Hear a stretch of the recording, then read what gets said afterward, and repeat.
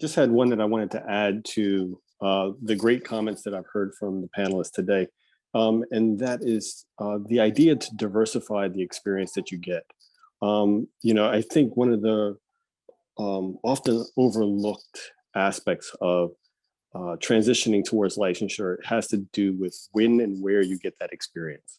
And so the field of experience is super important to being able to complete what it takes to be a licensed architect.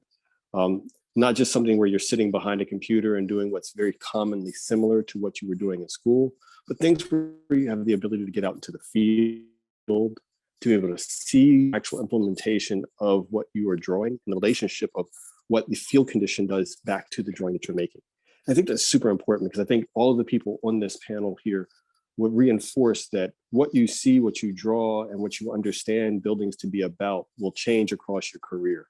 And your understanding of that, from the controlling of the drawing to the actual implementation of the project, but even the acquisition of the project and helping to develop them, is something that I think is very fruitful from firm to firm and depends upon where you've gotten that experience. So, going from state to state is not as bad as it used to be. There used to be the fear of job hopping and your resume would have too many people, too many firms.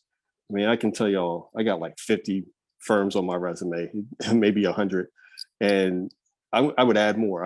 I would put Ian, Cappy, Ken, and then everybody else on this board right on my resume, right along with the rest of them. Be happy with more names because it gives me more experience in what I have to present as an architect myself. So just diversify your experience, diversify where you can get that experience as much as you can. And as Karen pointed out, talk to every mentor you can find, even the ones you don't think are the ones are relevant to what you want to be. Just talk to people as much as you can. Get out of the sheltered approach that you think being an architect is behind a computer, and really get out there into the field and enjoy what this field is all about. And I'm a licensed architect too, so I mean I'm speaking not from like hearsay. I mean I got a long track record, a lot of grades right here. So in your career, you have like the opportunity to bridge things that the experience is going to be all about. I've worked for developers, worked in practice. I did projects in Philadelphia, some of which is still standing. One of my earliest projects here in Philadelphia was the Universal Homes project right here in South Philly with Gamble Huff years ago. And it's like, I don't know that there's one particular thing that I would call out as being the most influential thing in my career, but I think working in a developer really changed how I saw things. I had already got my license, and I really took that opportunity to just sort of explore what it means to finance their projects, what it means to gain and garner the money to actually do things. And so a lot of my position comes from the stance of like, how are we getting money into the community? How are we getting money to come into our projects and not just always money going out? Whether that's via trades that are actually not part of our projects or funding sources that are actually, detracting from our project's success, like extensive loans, things of that nature. And so being able to see all those things and have a firsthand knowledge of it and not be something that's just always knowledge that comes from a book, I think is really, really important. My career started, just like everybody else, drawing by hand. I started actually in Hugh Zimmer's office in 1993, and that was hand drafting here in Philadelphia.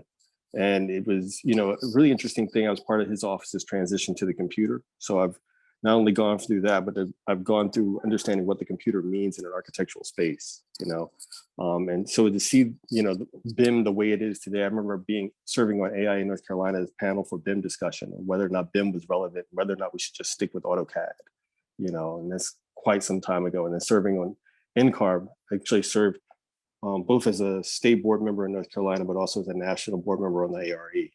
And so, the exam itself has gone through a lot of different changes, even questioning whether or not the exam should reflect what is being done in the office, being able to give students who are transitioning the understanding that the software needs to parallel what their computer understanding is. And you guys remember the old graphic exam? It's horrible.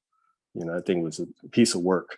But I think now we understand like how important these things are, the significance of parallel understandings, and then getting those to be fruitful towards what your singular branch will be in your profession, which I think is super important. Oh, and like Karen, I went to Tuskegee for my undergrad. I know, woo, woo. We don't get homecoming this year, Karen. It's messed up. I'm mad about that. But I also went to NC State, and that, you know, was something that was a really big decision for me because I was already licensed. I had my own firm. I was practicing. I got out of working for other people because they didn't want to give me a cut to the pie, to be honest with you. It was not just a glass ceiling, it was like glass concrete under a glass, you know, earth. And I was underneath all of that, down there with some bones. And, you know, acquiring projects, you should be getting some return on that project, you know, but people don't want to give you what is your cut. So you got to know when it's time to walk out and when you have what it takes to actually step out and do your own thing. But I was fortunate, I had a really good mentor. Phil Freelon was there for me, along with others in the area, like Kevin Johnson, who was part of O'Brien Atkins at the time, but he used to work for I and Pay.